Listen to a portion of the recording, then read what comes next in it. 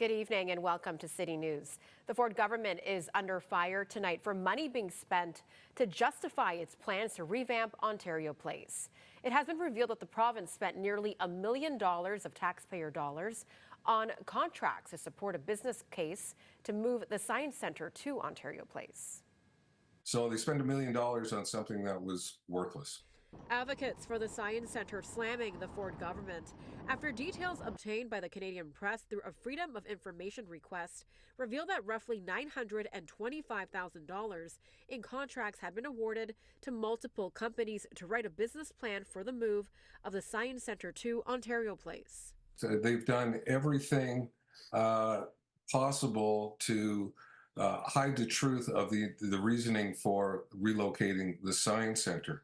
Critics say the report seemed designed to give the province cover for a deal with a European company to build a privately owned spa at the site, something community groups have been fighting against. This government keeps throwing good money after bad at Ontario Place. First, they're spending $450 million in taxpayer money for a parking lot. Then they're spending $400 million to bring the Science Centre down here to justify the parking lot. And now they're spending $1 million in a flawed report to justify moving the Science Centre here. I would just like to ask this Ontario government to stop throwing taxpayer money in the fire. The business case highlighted that the relocation of the Ontario Science Centre from its Don Mills location would save taxpayers roughly $257 million over a 50-year period.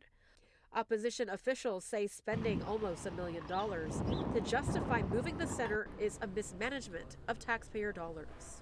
It is outrageous that Doug Ford spent $1 million of taxpayer money on consultants that he only hired to tell him what he wanted to hear. We've seen over and over again that Doug Ford is willing to spend millions, hundreds of millions, almost $1 billion in some cases, on projects that don't benefit Ontarians, but simply benefit, a few insiders or friends. In a statement, the Ministry of Infrastructure says in part, only about half of the $925,000 amount was directly related to commissions for third-party research informing the business case. The remainder relates to pre-existing reports to assess necessary repairs, structural integrity, and uses of the site.